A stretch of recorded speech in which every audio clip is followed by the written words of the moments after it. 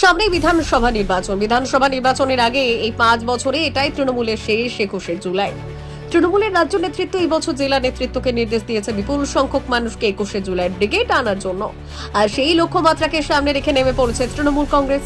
মাসের প্রথম দিনে সকালবেলা মালদার ইংরেজবাজার শহরে মিছিল করে দেওয়াল লিখে 21শে জুলাইয়ের প্রচার শুরু করলো যুব তৃণমূল কংগ্রেস। আর এতে সামিল দেখা গেল সাধুরাও। এতে শাসক দলকে কটাক্ষ বিজেপি। এদিন মালদা শহরের পোস্ট অফিস মোড়ে দেওয়াল লিখে 21শে জুলাইয়ের প্রচার শুরু করে যুব তৃণমূল কংগ্রেস।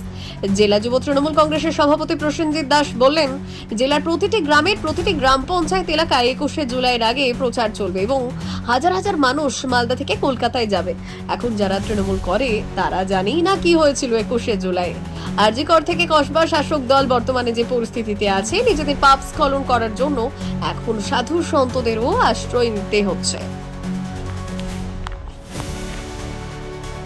তৃণমূলের সরকারি দেওয়াল লেখন হচ্ছে এবং সেখানে দেখা যাচ্ছে যে সাধু সন্তকেও আনা হয়েছে যুব তৃণমূলের পক্ষ থেকে, এবং সেখানে মিছিলে সাধু সন্তরাও আছে।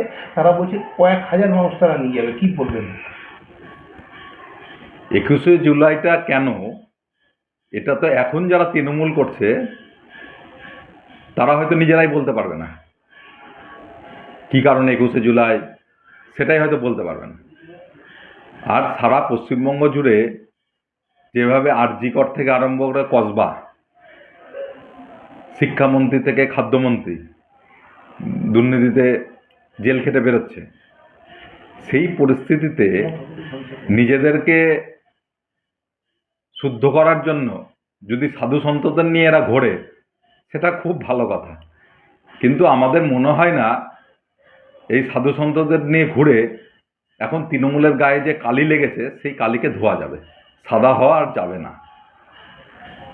কত লোক নিয়ে যাবেন, আজকে কি কর্মসূচি নেওয়া হয়েছে, কি কি ব্যবস্থা নেওয়া হয়েছে? ঐতিহাসিক 21শে জুলাই ধর্মতলা চলো, বাংলার মুখ্যমন্ত্রী এবং জননেত্রী মমতা বন্দ্যোপাধ্যায়ের ডাকে সেই সমাবেশকে সফল করতে মালদা জেলা তৃণমূল যুব কংগ্রেসের উদ্যোগে দেওয়াল লিখন কর্মসূচি শুরু হয়েছে।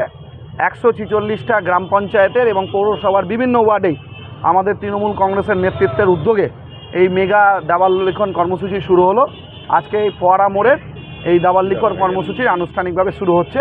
মালদা জেলা থেকে বিপুল সংখ্যক প্রায় তৃণমূল কংগ্রেসের নেতৃত্বে 15 থেকে 20 হাজার মানুষ তৃণমূল কংগ্রেসের পতাকা নিয়ে 21শে জুলাইয়ের ধর্মতলার শহীদ দিবসের কর্মসূচিতে যোগদান করব। এইটাই আমাদের সকল নেতৃত্বের প্রতি বার্তা। अब लोग आपको पता है मैडम जी है, सीएम लोग दीदी लोग है, और कौन सा है और कौन सा है, वही दीदी लोग हैं। आपके समय के, आपके प्यार के समय से दीदी लोग चल रहा है, बहुत समय से चल रहा है दीदी लोग। अब आपके माध्यम से दीदी लोग टिकी हुई है और उनके माध्यम से नहीं है, आप लोगों का प्यार है, आप लोगों के संयोग से ही दीदी लोग टिकी हुई है।